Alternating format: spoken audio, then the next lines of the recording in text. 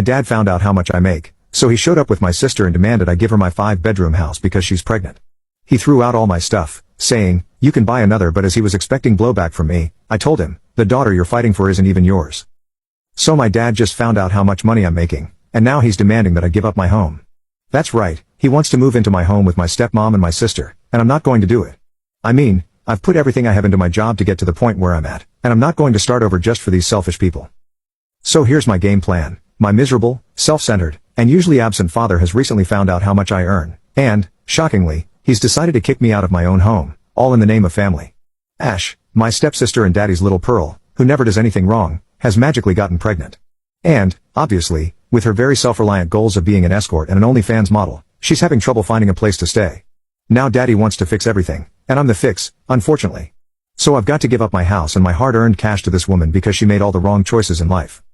Now, I'm the guy my dad openly rejected as his responsibility multiple times, but ever since he found out about my new house, job, and, surprisingly, my income as well, he's gotten pretty touchy about how we're the same blood.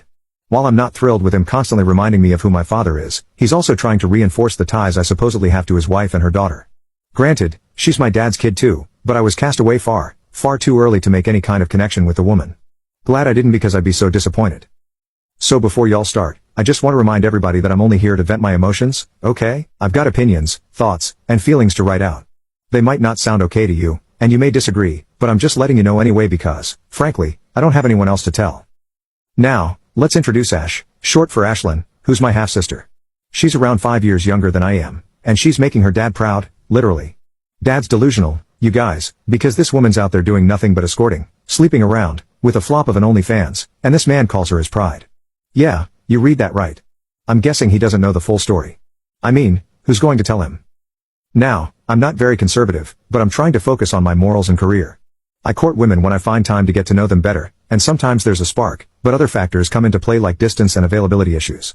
Other times, there's no understanding at all. I refrain from getting intimate with random people because I think I should wait for the right woman. Having a high number of partners grosses me out, and I don't understand why guys brag about it like it's a medal. Disgusting. Anyway, this is what I apply to my own life. My stepsister, sadly, is the opposite. She probably has lost count of her physical partners, and, since she's an escort, you know where that leads. That's bad enough for me, but there's also the fact that it's extremely dangerous. Some guys like to do weird stuff, and I don't know how anyone could think it's okay to work like that. Then she uploads these inappropriate videos and photos of herself on the internet just to make money, and she doesn't even get much traction. She probably doesn't know how to get the traffic running, but for whatever reason, it's a flop. How do I know all this, you ask? Well, here's an embarrassing anecdote. My friend told me about it. He said Ash texted him one time after they met for a drink and asked him if he wanted to have fun. Now, hearing this story, I was already a bit heated because the guy went out with my sister, but he said it was before he knew she was my sister. I don't know if he's telling the truth, but he said that she sent him the link to her page, and he showed it to me too. She was always broke and asking dad for money, so I don't think it's working too well for her. I can't bring myself to ask her about it directly, and I never told dad either. Another time, I saw her taking a call and then sitting in a car with an elderly guy. He gave her flowers, and they just drove off.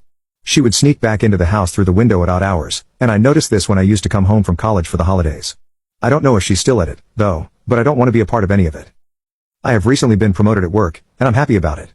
Finally.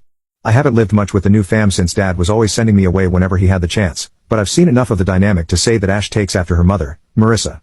Marissa was, or she believed she was, quite the icon in her prime. She used to be a flight attendant and was fairly attractive to guys like my dad.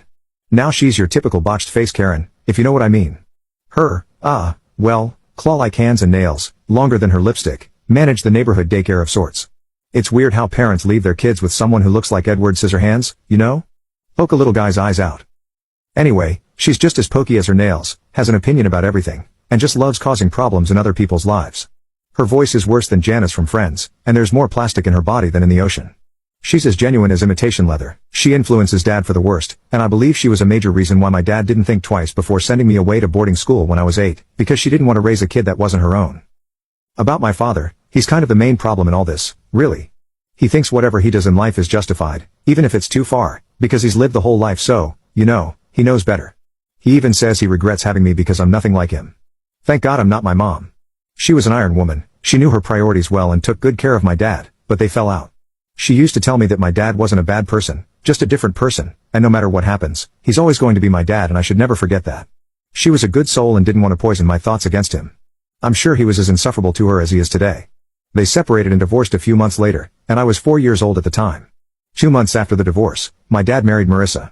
They had Ash when I turned 5, and then my mother passed away.